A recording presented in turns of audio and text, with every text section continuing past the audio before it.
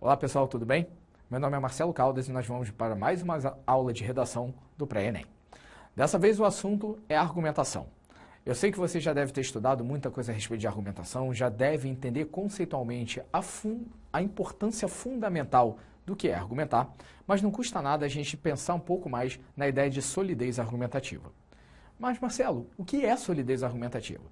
Solidez argumentativa nada mais é do que a garantia de que seu argumento seja bem defendido. Ou seja, as possibilidades que você pode pensar em trabalhar para desenvolver bem cada uma das ideias que você apresenta dentro do texto. É claro que há várias estratégias, várias possibilidades e tudo mais, mas o que importa no final das contas é o seu argumento tem que ser muito bem defendido, de maneira que possa inclusive parecer para quem está lendo que você tem total domínio daquilo e que a sua ideia é inquestionável. Se é assim, é bom pensar em quais são as formas mais fáceis, ou pelo menos as formas mais tranquilas, de executar isso daqui. Porque fácil eu diria para você que nunca é.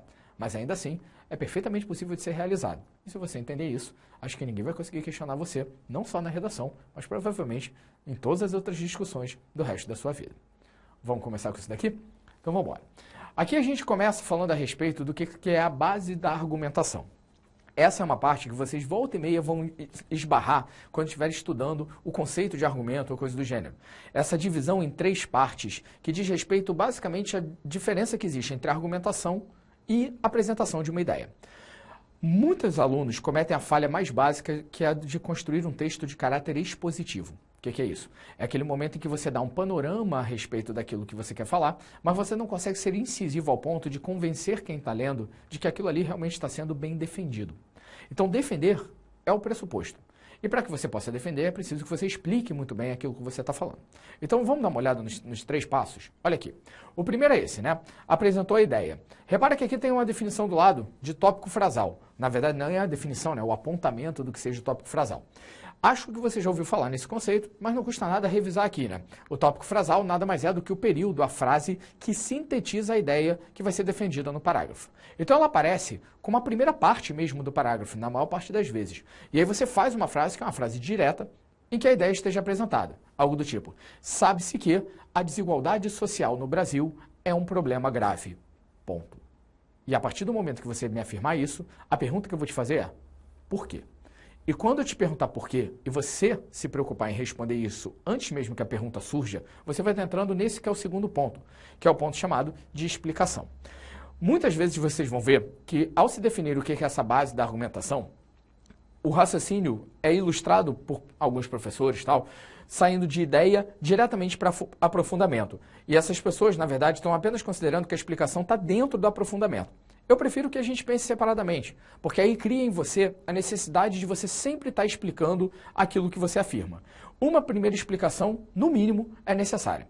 Ou seja, partir do pressuposto que o cara leu e entendeu apenas pela primeira frase é maluquice. Você tem que explicar o que você está afirmando. Logo depois de explicar, você vai ter que fundamentar de alguma maneira. Isso porque a gente fala normalmente de uma média de 6, 7, de repente 8 linhas num parágrafo de desenvolvimento.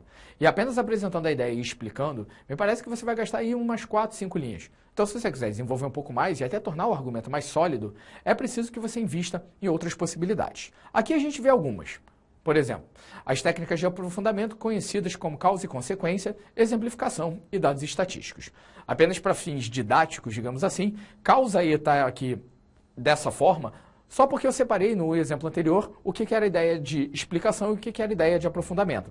Mas quando nós falamos de causa e consequência, estamos falando de uma forma de argumentação que é a argumentação mais simples de todas. Quando você apresenta o seu argumento, explica por que ele acontece e logo em seguida diz o que ele vai gerar para a pessoa que está lendo. Tá? Então, se você pensa nessas três etapas, você normalmente constrói o argumento da forma mais simples, que é, sabe-se que o problema do Brasil hoje é a desigualdade social, isso acontece porque existe uma má distribuição de renda, o que faz com que parte da população seja despreparada para lutar por melhorias e continue vivendo em condições desumanas. Alguma coisa nesse sentido? Você trabalhou com causa e consequência. Tudo bem? Então, normalmente a forma tradicional de argumentação, é como as pessoas pensam que é argumento, e se você fizer isso na redação inteira do Enem, tá tudo bem. Tá? Só lembra que quando a gente fala de uma estratégia como causa e consequência, a gente está falando de estratégia por parágrafo. E não de fazer um parágrafo em que você apresente a causa e outro que você apresente a consequência. Porque a partir do momento que você fizer isso, você vai estar trabalhando com apenas um argumento. E a gente já sabe que o mínimo é que você pense aí em 2 ou 3 argumentos para serem bem desenvolvidos. Tá bom? Mas não é realmente um problema você optar apenas por essa técnica, que é um recurso que muitos alunos utilizam, defendem apenas causa e consequência e já foi. Eu, particularmente, acho que você pode pensar em investir em outras possibilidades, como a ideia da exemplificação. A exemplificação, para mim, não pode funcionar como a base do argumento como um todo. Não seria bem isso. Mas sim um complemento até à ideia de causa e consequência. É quase como se você construísse uma equação aqui, né? Causa e consequência mais exemplificação para produzir o parágrafo perfeito. Dar exemplo é simplesmente tornar concreto aquilo que está sendo dito no campo teórico. Muitos alunos utilizam o exemplo como argumento inteiro. Tenta evitar. Eu sempre brinco dizendo que o exemplo ele tem que gastar uma linha. Porque se você explicou muito bem o seu argumento anteriormente, quando você chega e fala, como se pode observar no caso do futebol, ponto, eu já sei que você está me dizendo que o futebol sintetiza tudo aquilo que você tinha falado anteriormente. Ou seja, não tem necessidade de você explicar tudo detalhadamente depois. Ao mesmo tempo, sempre digo que é bom evitar os exemplos que sejam exemplos de caráter genérico e tentar pensar, de repente, em exemplos que sejam fatos, coisas concretas da realidade. E aí, se os casos são conhecidos, você sequer precisa se preocupar em explicar o que aconteceu. Se você fala, por exemplo, de um caso como o de Suzane von Richthofen, eu falo do caso Antônio Pimenta Neves, casos famosos tratados na imprensa brasileira, a necessidade da explicação tende a zero. Principalmente se você já veio defendendo muito bem o seu argumento anteriormente. Então o exemplo é pontual e serve principalmente para mostrar para quem está lendo que aquilo que você está falando não é nenhum absurdo diante da realidade. Muito pelo contrário, se mostra absurdamente necessário por conta da sua concretude. Aqui também nós temos a questão dos dados estatísticos.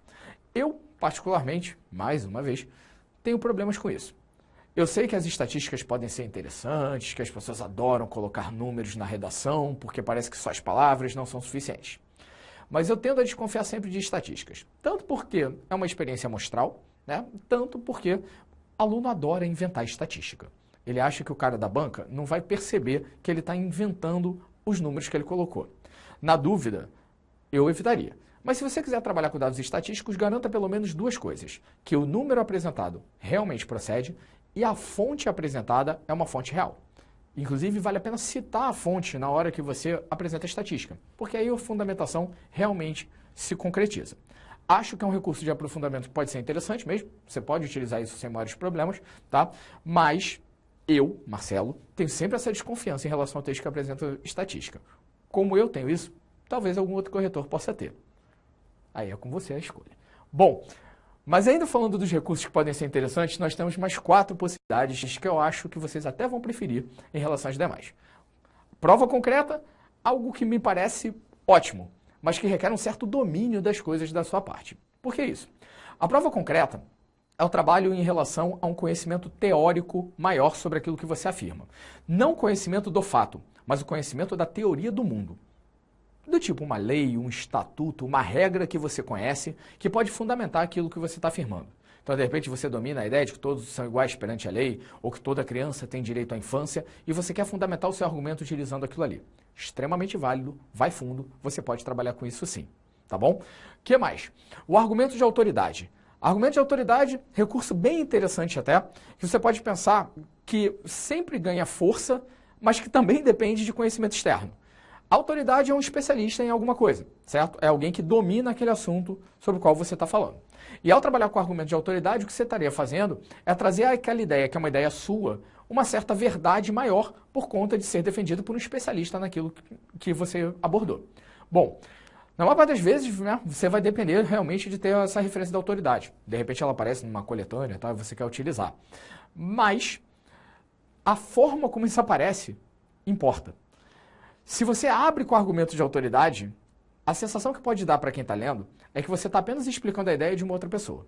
Talvez por isso eu prefira colocar argumento de autoridade como a última etapa do seu argumento.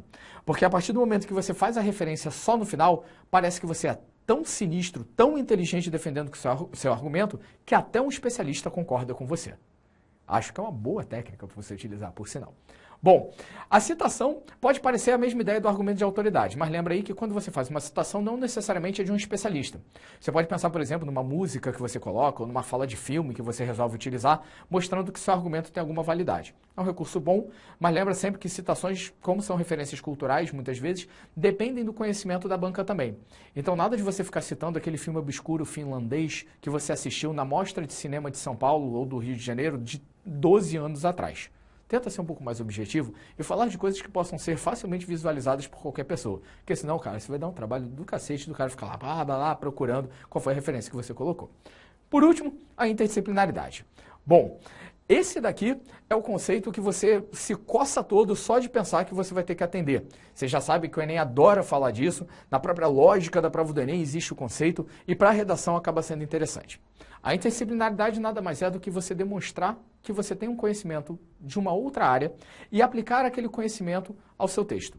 Mostrar para as pessoas que, de alguma maneira, você tem a referência externa e quer colocar aquilo dentro do texto de maneira bem elucidativa. Há pessoas que defendem, por exemplo, que a própria ideia de citação estaria dentro da interdisciplinaridade. Eu prefiro que você pense em interdisciplinaridade como um recurso que você utiliza além disso. Ou seja, é uma boa analogia que você faz com uma matéria que você tem estudado, de repente a física, a química, a matemática, a biologia, ou de repente um bom conhecimento de mundo que você tem em áreas do pensamento, como a filosofia ou a sociologia, e a partir do momento que você coloca aquilo, você dá mais força ao seu argumento. Seja qual for a estratégia, me parece que todas elas são igualmente interessantes, tá? Porque todas trazem para você alguma coisa a mais do que aquela ideia pura e simples de que você tem um argumento, uma explicação e uma consequência direta para ele. Se você consegue, então, variar essas possibilidades, melhor para você. Dentro da lógica de um texto completo, aquilo que você pensa, por exemplo, como um texto dissertativo argumentativo padrão, levando-se em conta que você tem 2 ou 3 parágrafos de desenvolvimento em média, você pode, inclusive, variar essas estratégias.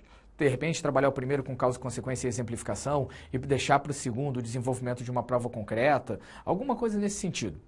Acho que todas as possibilidades podem ser interessantes, desde que bem trabalhadas antes por você. Ou seja, não são técnicas para você chegar na hora da prova e virar e falar, deu uma luz, vou fazer. Provavelmente a execução não vai sair tão boa se você não praticar antes. Para isso, não custa nada dar uma olhada no nosso material e ver como essas possibilidades aparecem. Você vai ver que realmente é um recurso válido, diferencial e que, acima de tudo, vai ser uma boa forma de você alcançar a nota 1000 no Enem.